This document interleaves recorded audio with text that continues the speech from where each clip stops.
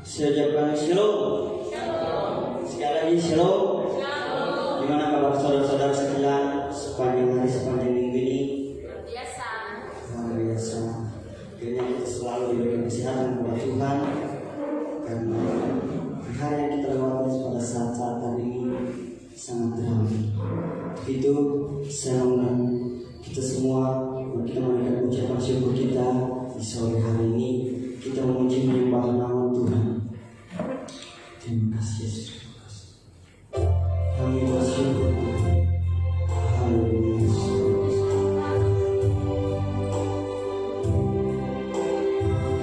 Naikkan pujian kita saudara. Sabarnya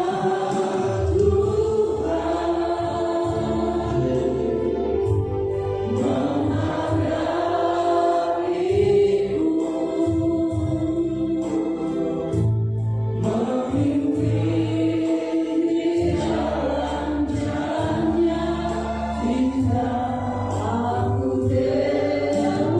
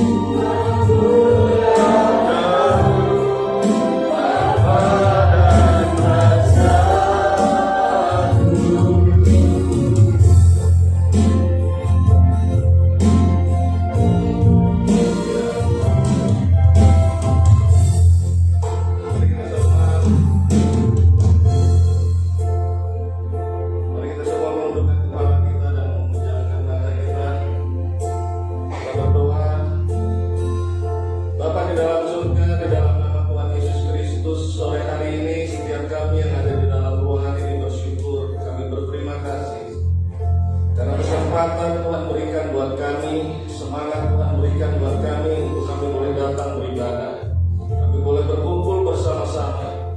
Sementara di luar sana ada begitu banyak orang tidak memperoleh kesempatan, bahkan ada begitu banyak orang mengabaikan kesempatan. Tapi kalau hari ini kami berkumpul bersama-sama, kami tahu ini kasih karunia Tuhan berikan buat kami. Oleh sebab itu kami tidak menyia-nyiakan ya Tuhan. Kalau kami memuji, kami menyembah Tuhan, biarlah kami memuji, menyembah Tuhan dengan segenap hati kami, dan kami beribadah dengan bersukacita. Sebentar kami mau mendengar firman-Mu, urapi kami semua, urapi hamba-Mu Tuhan. Kuasa Roh Kudus, mari tolong kami untuk kami fokus, kami konsentrasi, kami menaklukkan pikiran kami yang melayang-layang di dalam nama Yesus. Di dalam nama Yesus kami siap Tuhan, dan kami mengatakan di hadirat Tuhan, kami memilih untuk membuat hati kami dan hidup kami menjadi tanah yang subur. Kami mengambil keputusan untuk membuat diri kami menjadi tanah yang gembur, sehingga layak ditaburi firman Tuhan. Dan kami percaya firman yang berkuasa itu akan bertumbuh, bahkan menghasilkan buah.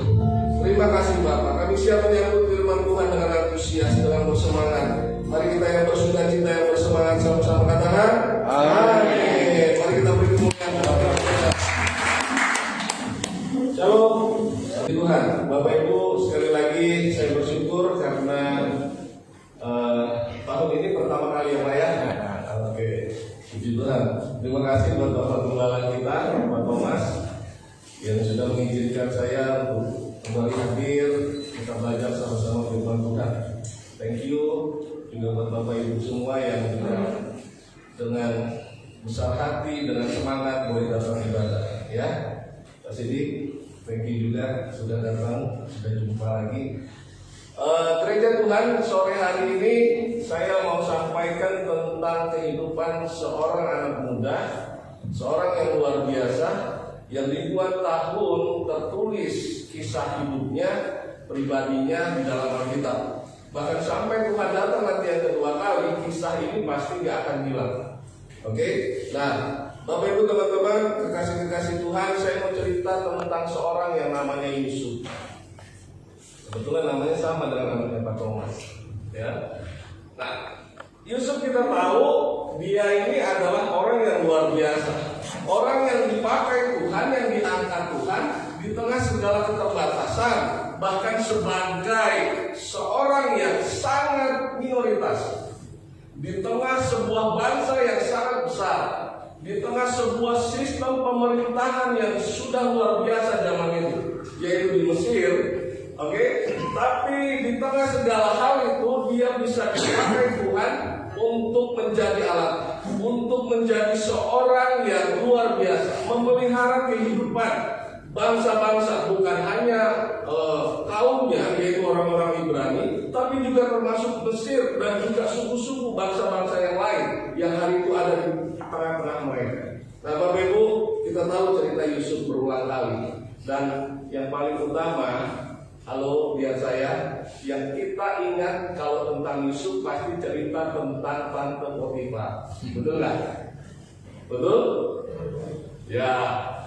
Tapi lebih dari itu, ternyata perjalanan hidup Yusuf, perjalanan seorang yang namanya Yusuf ini begitu luar biasa.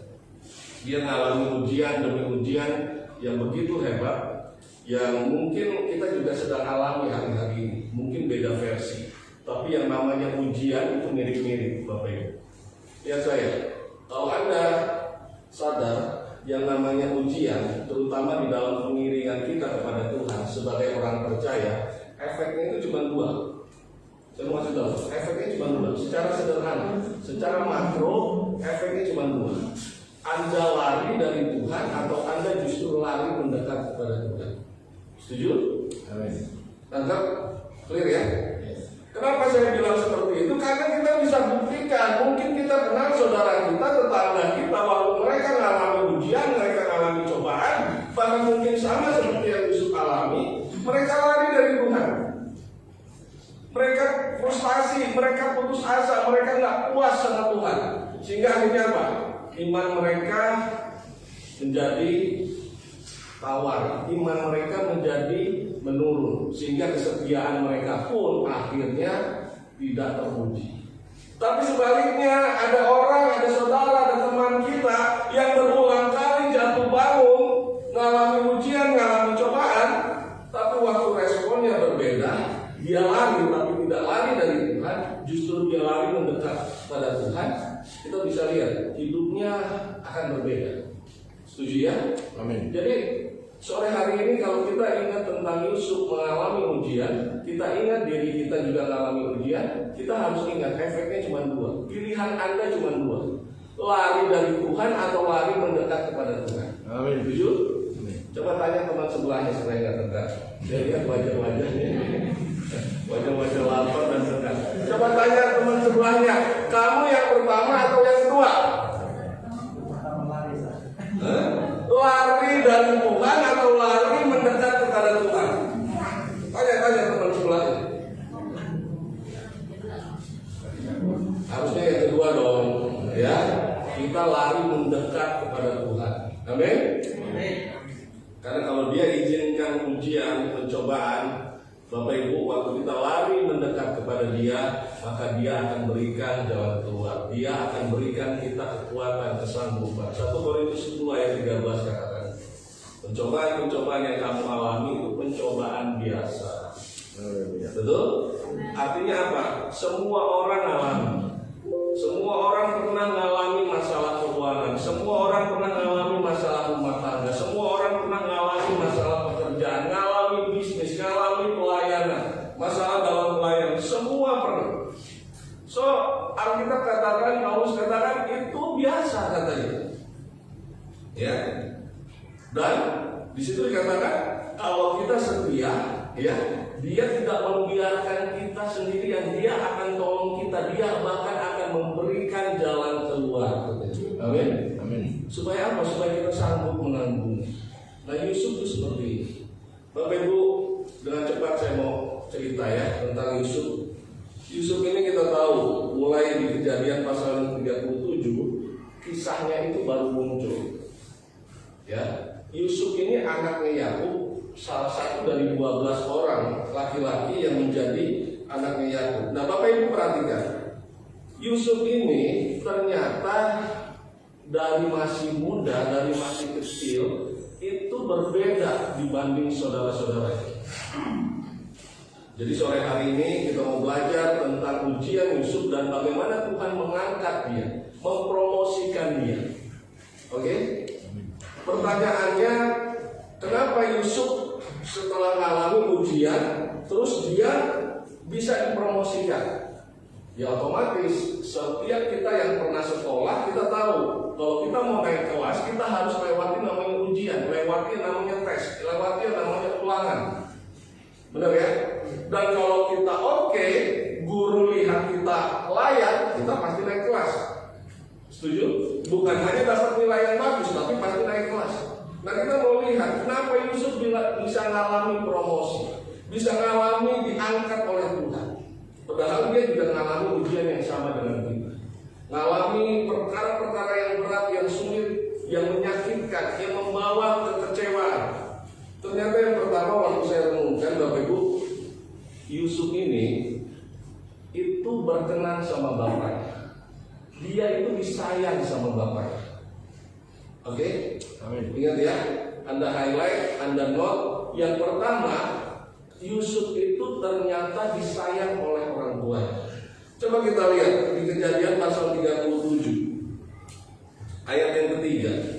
Di situ dikatakan firman Tuhan, Israel lebih mengasihi Yusuf dari semua anaknya yang lain. Sebab Yusuf itulah anaknya yang lahir pada masa tuanya, dan ia menyuruh membuat jubah yang mana indah bagi dia. Bapak Ibu, kalimat yang pertama di situ dikatakan Israel lebih mengasihi Yusuf dari semua anaknya yang lain. Alasannya kenapa sih kok ini anak dibedakan? Kalau di ayat yang ketiga memang dikatakan karena dia lahir waktu bapaknya sudah lanjut umurnya. Jadi kira-kira dia ini sudah bungsu. Tapi ternyata kita mencatat beda lagi. Ada adiknya lagi, namanya siapa? Binyamin. Oke?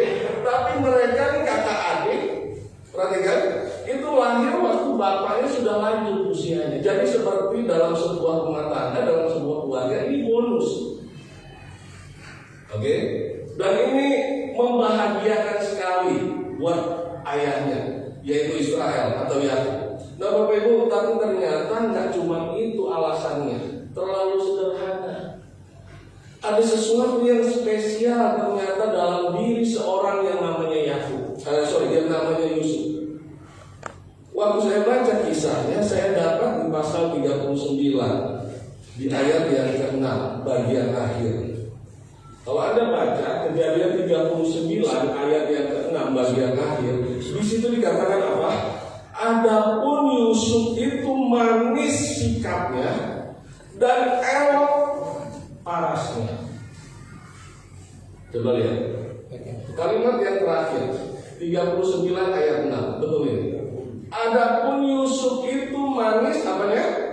Sikapnya dan elok parasnya. Kalau kata anak saya, Yusuf ini manner. Tahu manner? Maksudnya beretika, punya sopan santun. Kalau habis makan, gabus sampai sendoknya disilang. Ya, kalau mau lewat depan orang tua dia bilang permisi. Kalau pagi ketemu sama orang tua dia bilang good morning papi. Nggak sampai gitu. Tapi intinya Yusuf ini itu dikatakan manis sikapnya. Dia punya etika. Oke? Dia punya sopan santun, dia punya integritas. Dan kalau kita lihat kembali ke pasal 37, itu terbukti Bapak Ibu. Waktu di pasal 37, lihat ayat yang kedua. Yusuf ini orang yang punya integritas, jujur. Di bagian akhir di situ dikatakan apa? Dan Yusuf menyampaikan kepada ayahnya kabar tentang kejahatan saudara-saudaranya. Anak ini dari kecil, dari masih dedek, masih remaja, bahkan sudah mulai jadi pemuda. Kenapa? Karena Alkitab berkata waktu umur 17 dia baru mulai dikasih kepercayaan untuk menggembalakan kambing domba ayahnya bersama dengan abang-abangnya. Tapi rupanya dari mulai kecil dia sudah punya integritas yang luar biasa. Coba orang-orang tua yang hari-hari ini punya anak, kira-kira kalau Anda lihat saya, kalau ngebayangin nih yang saya cerita tentang Yusuf, kita sayang nggak sama anak ini? Halo, sayang kan? Sayang banget pastinya. Anak ini mungkin belum kelihatan pintar, belum kelihatan cerdasnya, tapi sikapnya itu manis, manner, tahu etika, tahu sopan santun, ya kan, jujur lagi, nggak neko-neko, betul? Nah, kita lihat Yusuf tuh kayak gitu, dia disayang sama bapaknya, sehingga akhirnya saat yang sama juga, waktu abangnya lihat bapaknya lebih sayang sama dia, abang-abangnya jadi iri, jadi jealous.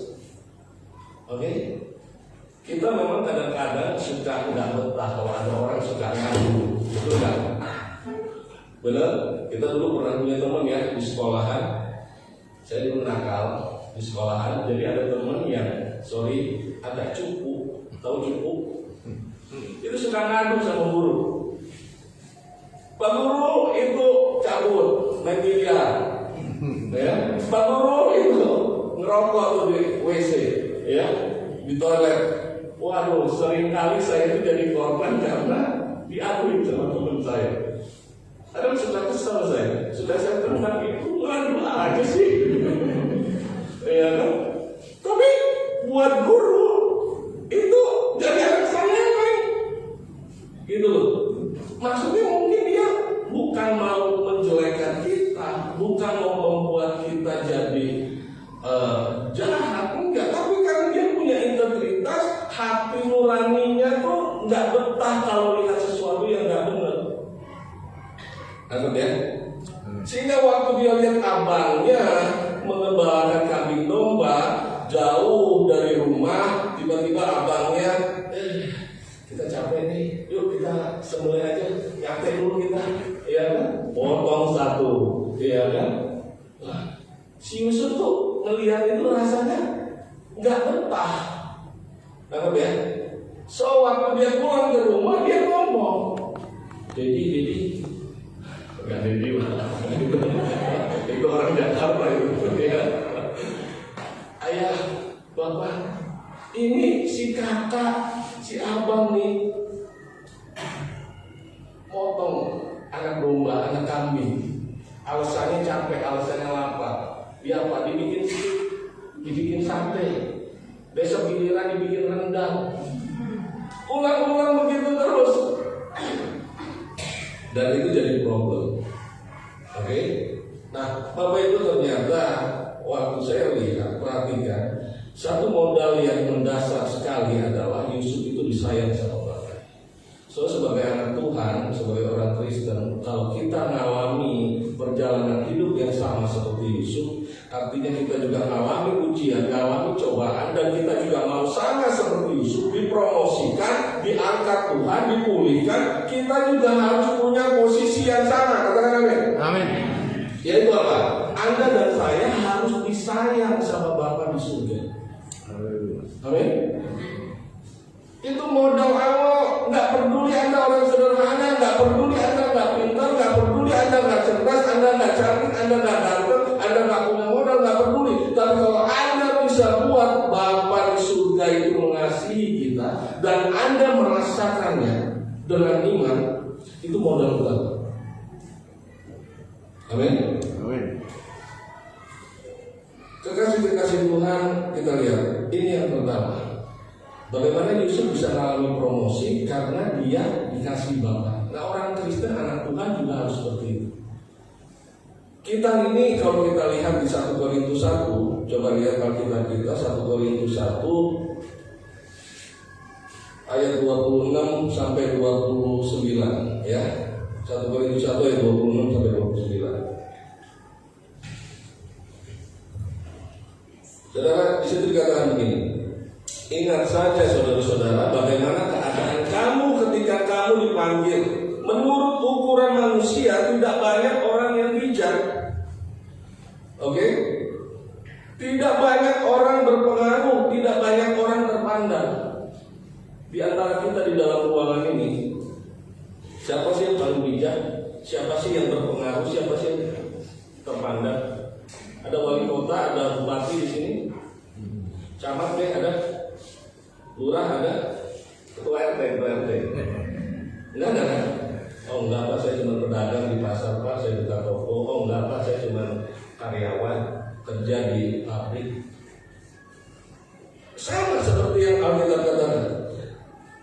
Bapak Ibu lihat ayat 27. Tetapi apa yang bodoh bagi dunia dipilih Allah untuk memalukan orang-orang yang berhikmat, dan apa yang lemah bagi dunia dipilih Allah untuk memalukan apa yang kuat, dan apa yang tidak terpandang dan yang hina bagi dunia dipilih Allah, bahkan apa yang tidak berarti dipilih Allah untuk meniadakan apa yang berarti. Tujuannya apa? Supaya jangan ada seorang manusia pun yang memegahkan diri di hadapan Allah. Kita ini nobody. Kita ini bukan siapa-siapa. Tapi waktu Anda percaya kepada Tuhan, waktu Anda menyerahkan hidup kepada Tuhan, kita itu jadi somebody. Kita itu jadi seseorang. Amin. Amin. Itulah nilai kita yang sebenarnya. Itulah value yang kita punya. Bapa mengasihi kita. Kenapa? Karena Anda dan saya sudah ditebus oleh Kristus di kayu salib. Amin. Amin. Bukan karena perbuatan kita, seperti kitab Efesus katakan, ya. Bukan karena kita pintar, bukan karena kita punya modal, kita punya pengalaman, no. Tapi karena kita orang yang percaya, kita berserah, kita mengakui Tuhan Yesus sebagai Tuhan dan Juru Selamat. Dia menebus kita, makanya Bapa di surga sayang sama kita. Itu modal awal. Oke? Itu modal awal. Bapak Ibu pegang, nggak boleh lepas ini. Haleluya. Amin. Jangan tegang ya, lihat saya. Itu yang pertama. Yang berikutnya kalau kita lihat kembali kepada kisah Yusuf. Oke, kita lihat bagaimana Yusuf bisa diangkat Tuhan. Ngalami promosi, ya. Walaupun dia ngalami juga ujian yang sama dengan kita. Ternyata Yusuf ini bukan hanya sikapnya manis, elok parasnya. Kalau elok parasnya itu kan ganteng ya, cantik ya. Semua di antara kita ini udah ganteng-ganteng, cantik lah. Apalagi sekarang zaman modern itu bisa didongkrak sedikit gitu ya, dengan krim-krim gitu ya, dengan bedak-bedak gitu kan, dengan semir-semir rambut. Saya seumur saya 47 tahun, seumur baru 2 bulan, enggak 2 bulan, 1 bulan kemarin saya nyemir rambut saya, Pak. Seumur baru 1 kali. Kenapa? Karena udah banyak sekali ya yang putih masih gitu. Ya, dan anak saya udah bilang, papi udah tua, lemah. Aduh, udah bilang tua, nggak enak, ditambahin lemah. Saya bilang, oke, papi semir. Jadi saya semir rambut, ya. Nah, Bapak Ibu, kalau elok paras itu ya mungkin semua sekarang, tapi yang sikapnya manis, yang mena, yang bisa membuat Tuhan jatuh hati. Nah, itu yang penting. Amin. Kalau anak-anak sih ya memang harus sopan, beretika. Tapi kalau kita dengan Tuhan gimana caranya? Sederhana, nggak sulit kok, tapi juga nggak terlalu mudah. Yaitu apa? Kita harus jadi orang yang sungguh-sungguh dalam pengiringan kita dengan Tuhan. Amin. Saya katakan tadi barusan, nggak sulit, tapi juga nggak terlalu mudah. Mengiring Tuhan itu nggak berat, nggak susah, tapi juga nggak enteng. Kenapa? Karena ada harga yang Anda harus bayar. Setuju? Ada proses yang Anda harus lewati. Makanya Tuhan Yesus pernah berkata, coba lihat Matius pasal 5 ayat 48. Tuhan Yesus pernah berkata, karena itu haruslah kamu sempurna, seperti Bapamu yang di surga adalah sempurna. Bapak Ibu lihat saya, yang Anda harus garis bawahi itu bukan sempurnanya. Saya ngomong beneran, saya sungguh-sungguh, saya doa ini untuk mengerti ayat ini. Kenapa? Nggak ada yang bisa sempurna. Kalau teman kita bilang kesempurnaan itu hanya milik Allah, itu kan teman kita, ya. Memang, ya benar, sempurna itu hanya punya Tuhan. Tapi waktu saya renungin ayat ini, ternyata Tuhan Yesus itu mau lihat bukan resultnya, bukan akhirnya. Tuhan lihat itu usaha kita. Katakan amin. Amin. Jadi yang Anda harus garis bawahi adalah kata haruslah. Kenapa? Karena kata haruslah itulah yang mendorong saya untuk terus bisa melakukan firman Tuhan. Kata haruslah itu yang menjadi energi buat gereja, buat Anda dan saya, untuk kita tetap setia, konsisten, datang ibadah, pelayanan, doa, baca Alkitab. Amin. Bukan sempurnanya. Siapa yang sempurna di sini? Gak ada. Saya jempat cacat begini, ya, hidungnya agak bengkok. Tapi istri saya cantik, anak saya ganteng, ya. Karena ini hasil perang aja, Bapak Ibu. Zaman jahiliyah, ya. Tapi maksud saya, kalau Anda baca, yang Anda garis bawahi bukan sempurnanya, tapi kata haruslah. Artinya harus ada effort, harus ada usaha, harus ada tindakan, harus ada niat. Whatever Anda bilang, kalimat kata apapun, intinya harus aktif, harus kelihatan.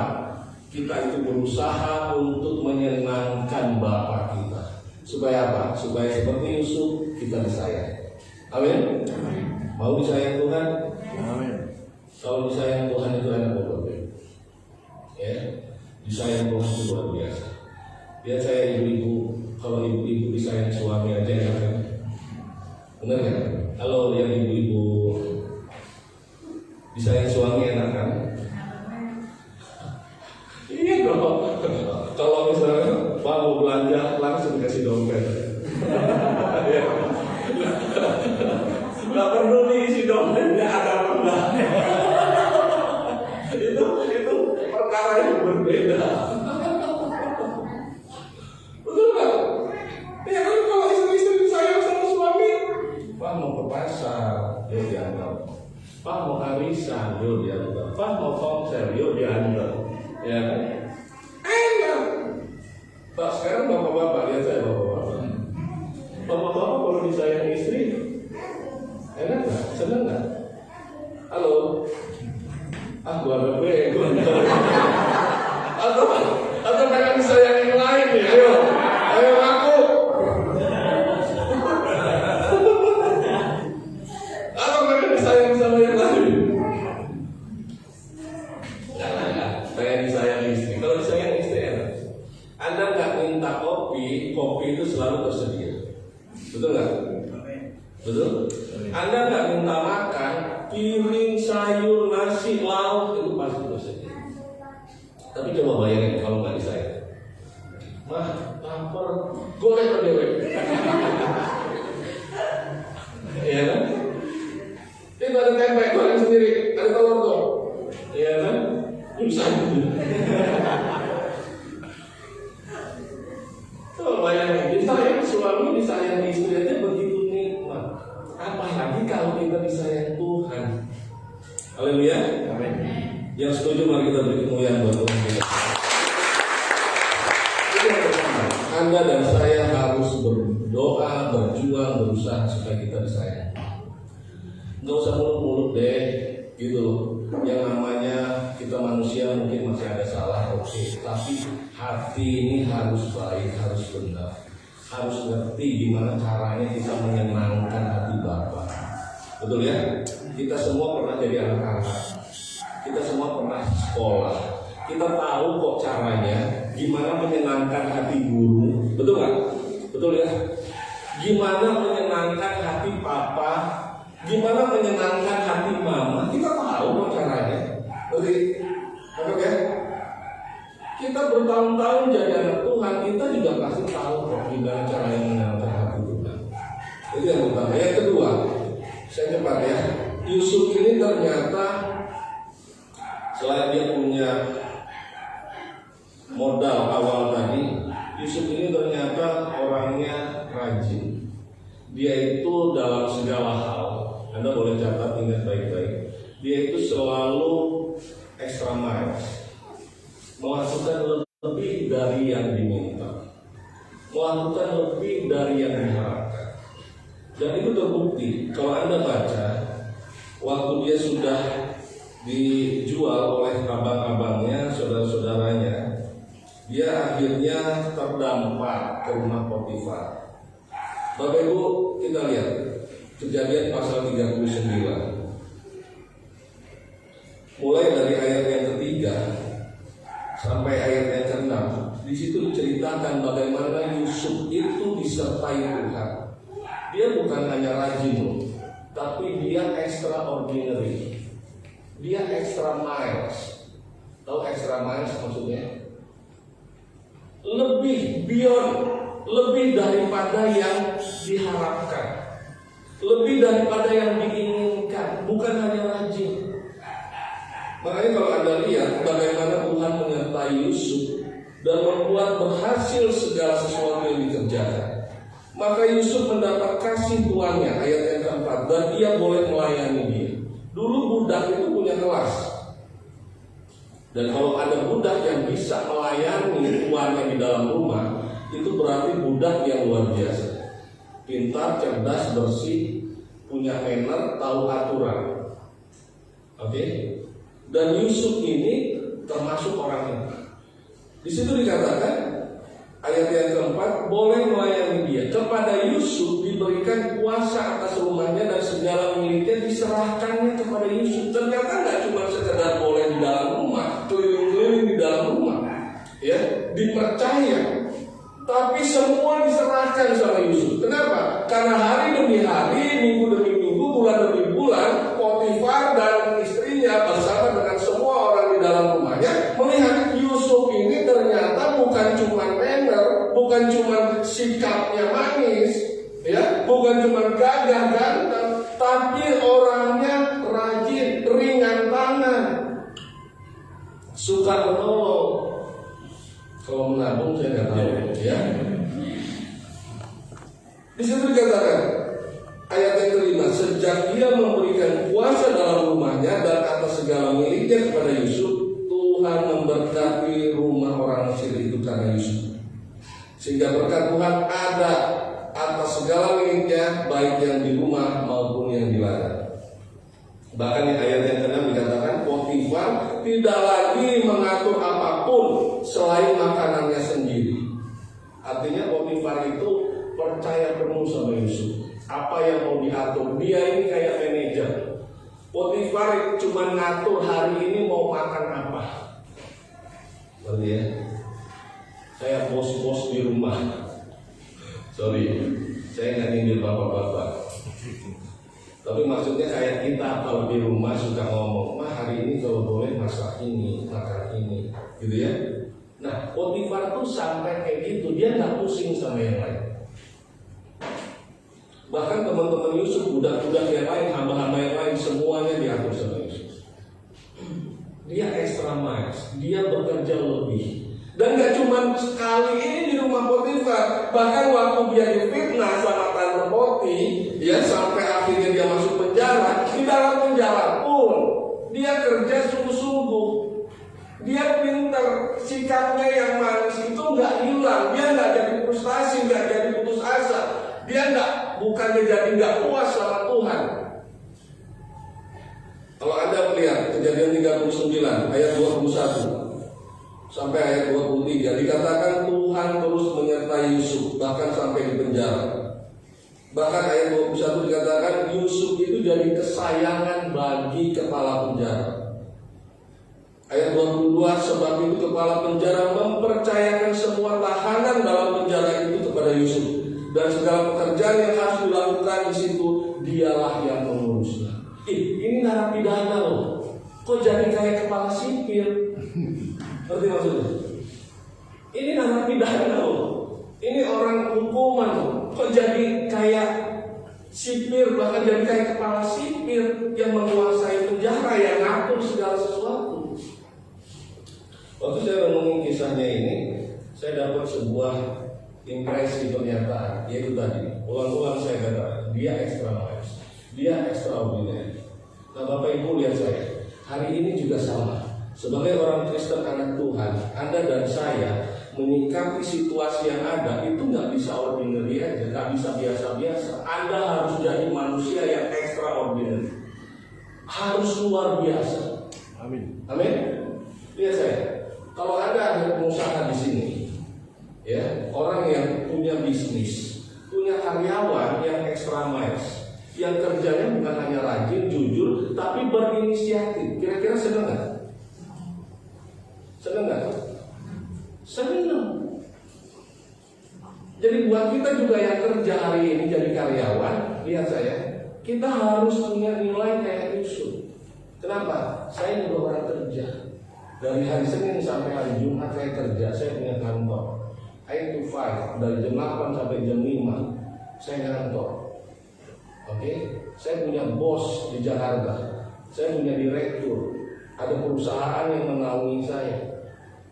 Dan hari-hari ini saya lihat itu boardnya, BOD-nya itu, pressure-nya keras sekali, nuntut banget sama semua karyawan, yang bahkan sampai di daerah-daerah. Kalian harus punya inisiatif, harus kerja extra miles. Jangan nunggu, jangan apatis, jangan cuma berharap dapat gaji, tapi harus punya visi, harus punya terobosan. Sampai kayak gitu Bapak Ibu, di marketplace sekarang. Ternyata semua udah ada di dalam Alkitab. Kita bisa belajar. Setuju? Halo? Amin. Jangan ngantuk ya, belum waktunya tidur. bahkan belum waktunya makan. Kita lihat Yusuf ini dia extraordinary. Tuhan Yesus juga ngajari. Tuhan Yesus juga ngajari. Di Matius pasal 5 ayat, coba lihat Matius pasal 5 ayat 21.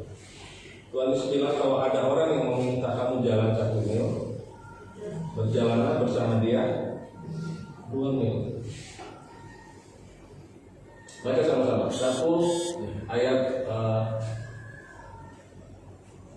kok beda sih? Aku tapi beda ya. Oh, bukan 21, sorry, 41. Nah, 41 ya. Kita baca sama-sama. 1, 2, 3. Dan siapapun yang memaksakan berjalan sejauh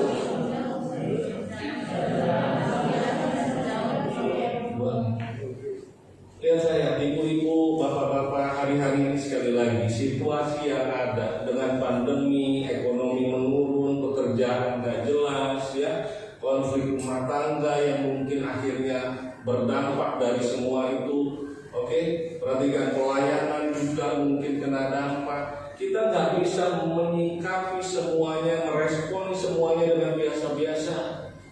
Anda harus lebih sungguh-sungguh lagi. Amin. Lebih serius lagi. Gak ada yang setuju bilang amin. Tuhan Yesus bilang, kalau ada yang minta jalan 1 mil, jalan 2 mil. Kenapa situasinya sekarang ini memang sudah berat. Sebagai gereja, sebagai anak Tuhan, dia korban, sebagai orang percaya, Anda gak boleh mediocre. Ordinary aja gak boleh, apalagi mediocre. Harus extraordinary, harus spesial. Semua yang spesial hari ini harganya mahal. Betul nggak? Cobalah Anda beli martabak. Yang spesial mahal kan? Martabak, telur bebek, pakai apa Pak? Pakai daging ayam, pakai daging sapi, pasti jauh lebih mahal. Menteganya yang paling enak, pasti mahal. Tapi coba kalau beli martabak apa? Martabak kering.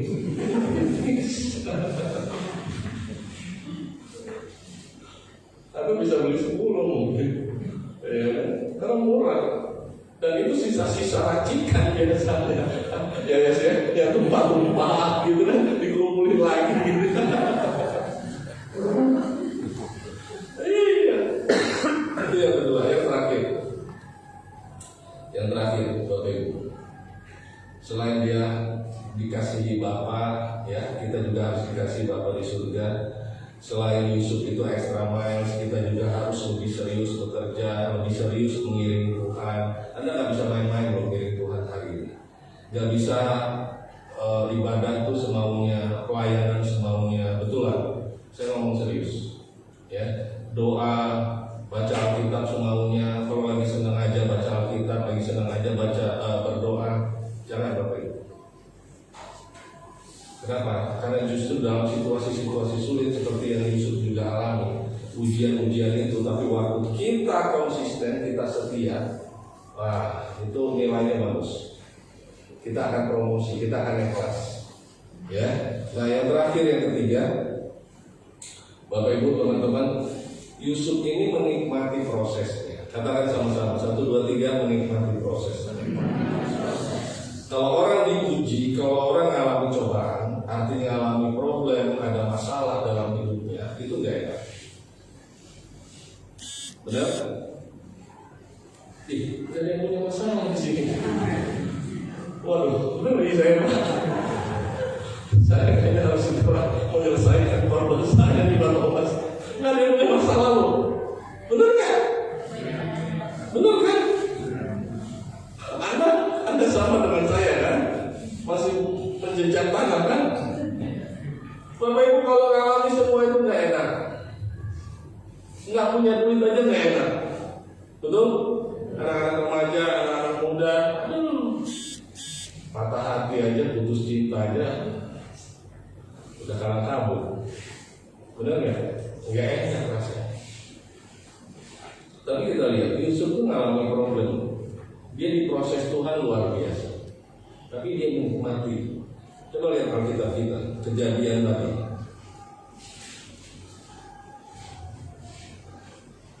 Di Kejadian pasal yang ke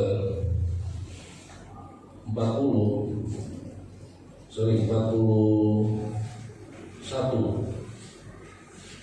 Kejadian pasal 41. Bapak Ibu lihat ayat yang pertama. Setelah lewat 2 tahun lamanya, bermimpilah Firaun bahwa ia berdiri di tepi sungainya. Yang saya mau cerita bukan mimpi Firaun, tapi yang saya mau kasih tahu adalah lewat 2 tahun. Lewat 2 tahun dari apa? Lewat 2 tahun dari Yusuf ada di dalam penjara. Setelah dari rumah Potifar, setelah Yusuf cerita tentang mimpi juru minum dan juru roti. Anggap? Paham ya? 2 tahun kemudian Yusuf ini baru diingat sama siapa? Sama juru minum. Yang dia sudah kembali dapat jabatannya di hadapan Firaun. Padahal ya saya, kalau Anda baca pasal 40, Yusuf itu sudah menolong orang ini, bayangin, menafsirkan mimpinya, ya. Dan Yusuf bahkan sudah berpesan, sudah curhat. Kalau Anda baca pasal yang ke-40 ayat yang ke-14 dan 15, Kejadian pasal 40 dan 14 dan 15. Tetapi ingatlah kepadaku apabila keadaanmu telah baik, dan tunjukkanlah terima kasihmu kepadaku. Bahkan kalau ayat 15 kita terusin, di situ Yusuf sampai curhat, curcol. Saya ini nggak salah apa-apa loh sampai di penjara. Saya ini bukan orang Mesir, saya ini orang Ibrani, dijual sama abang saya ke rumah Potifar, udah gitu difitnah lagi sama istri majikan, sama tante Poti, iya kan? Tapi apa yang terjadi? Yusuf dilupakan begitu saja 2 tahun. Bayangin, Anda berdoa nunggu 2 bulan aja udah gelisah basah, iya kan? Kalau gelisah basah, udah rasanya udah gak nyaman, udah gemes, udah gak betah. Benar gak? Sama loh, saya juga ngalami Bapak Ibu. Jadi kalau saya cerita ini bukan karena saya pintar, enggak, tapi karena kita sama-sama. Makanya kita sharing nih. Tapi kalau kita lihat pasal 41 ayat 1 itu 2 tahun, bayangin 2 tahun. Kira-kira kebayang nggak sih Yusuf itu di dalam penjara ngapain? Frustasi? Enggak. Putus asa? Enggak. Gantung diri? Enggak juga. Dia menikmati prosesnya. Kenapa? Karena kalau kita baca tadi pasal 39, dia udah jadi orang kepercayaan pimpinan penjara, betul nggak? Sudah jadi tangan kanan. Dia nikmati, walaupun dia sedih, walaupun mungkin dia benar-benar orang Jawa bilang getun, ya, ngelongsok, nggak salah apa-apa. Tapi ya sudahlah, mau gimana? Dia nikmati prosesnya. Sampai akhirnya kesempatan, waktu Tuhan lihat saatnya pas, waktu Tuhan lihat nilainya Yusuf sudah bagus, ya, waktu Tuhan lihat Yusuf sudah siap, oke? Terjadilah promosi. Juru minuman itu langsung ingat. Waktu dia dengar Firaun cerita tentang mimpinya dan gak ada yang ngerti, Yusuf, juru minuman itu langsung bilang, Tuanku Raja, jangan marah. Dulu waktu saya di penjara karena gara-gara saya salah. Di dalam penjara itu ada seorang yang namanya Yusuf, orang Ibrani. Dia itu bisa menafsirkan mimpi, dan sama seperti waktu saya cerita sama dia, seperti itu juga yang terjadi sama saya. Yaitu saya kembali jadi pelayan Tuan Raja. Kira-kira seperti itu. Sementara juru roti waktu cerita mimpinya diartikan sama juga kejadiannya, yaitu juru roti gantung. Wah, Firaun langsung senang. Firaun langsung bilang apa? Panggil, Iya kan? Wah, utusannya datang ke penjara, langsung di make up si Yusuf. Ya kan? Kasih baju, suruh mandi, dikasih parfum, oke? Suruh keramas, wah pokoknya semua. Ya kan? Terus dia datang ke istana Firaun. Dan kita bisa lihat, oke, bagaimana ujian ternyata membuat kualitas seseorang semakin luar biasa. Amin. So, terakhir saya mau bilang, Bapak Ibu, kita nggak usah takut dengan namanya cobaan, ujian. Amin. Karena itu justru membuat value kita semakin naik, nilai kita semakin berharga. Setuju? Amin. Amin. Masih semangat? Amin. Tuhan berkati kita. Mari kita berdoa.